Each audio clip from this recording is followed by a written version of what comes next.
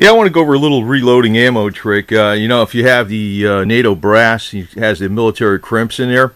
There's like when you knock out the primer and you're reloading, you got to put a new primer in there. If it has a military crimp, it won't go in there. Now, I know RCBS makes a swagger tool, and I bought that tool, and I've used it, and it's like, yeah, it works okay. But you know what I use? I do this by hand. It's like I take a drill bit, and I just take, like with the primer pocket, the primer removed, I just take the drill bit and give it a couple turns by hand. And it makes a little 45-degree angle, which actually makes the primer much easier to see.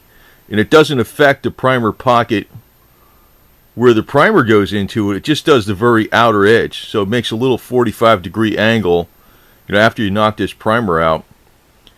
And it takes away that military crimp, and I found it's a hell of a lot easier to load the ammo up. Because I got like a couple of Lee reloading dies or stuff, you know. I guess Lee's not bad, but there's other stuff out there that's better. That's a cheaper one, right?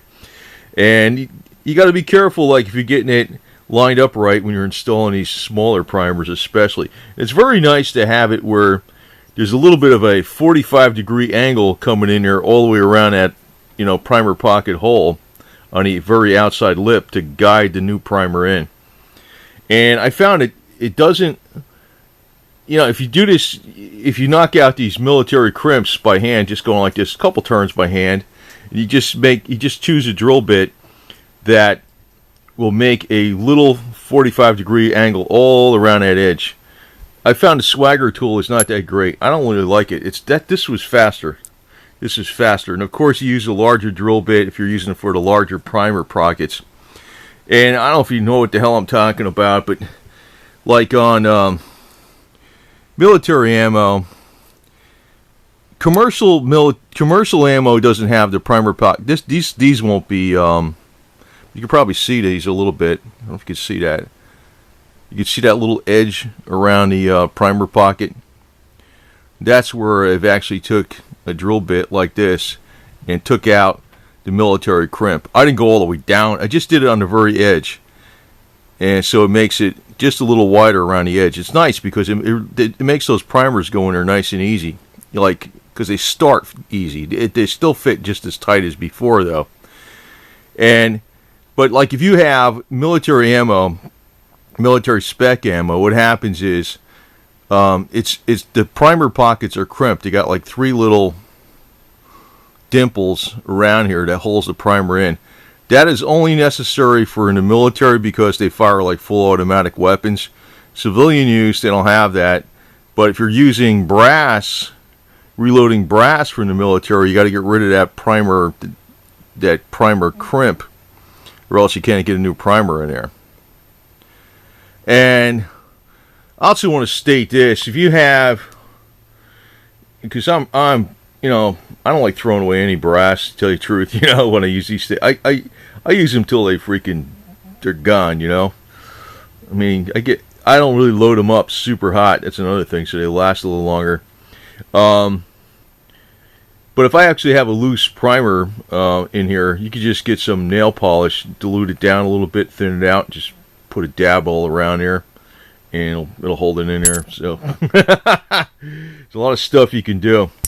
But I figured I'd point that out because it's not so much that the tool is, I forgot what the tool is. I mean, I got it like decades ago, but I was doing so many of those with that tool, and I found out this was better.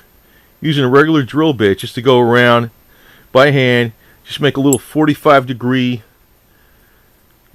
right around the edge to take out that military crimp. And then with that 45-degree angle that's all around that circle, the primer goes in there nice. It lines up nice and easy, and it doesn't affect the tightness of the primer pocket at all. And I don't know if you could tell on here, just barely, you might be able to see around the primer there's like a little like edge where it meets the brass. That's from where I removed the primer pocket. I didn't use the swag tool. I used a drill bit by hand. It's actually faster because you just go like this. That's it. You know, it's done. That's all you got to do. That's all you got to do. I never heard anybody doing that, but I did shit, thousands of them like that, man.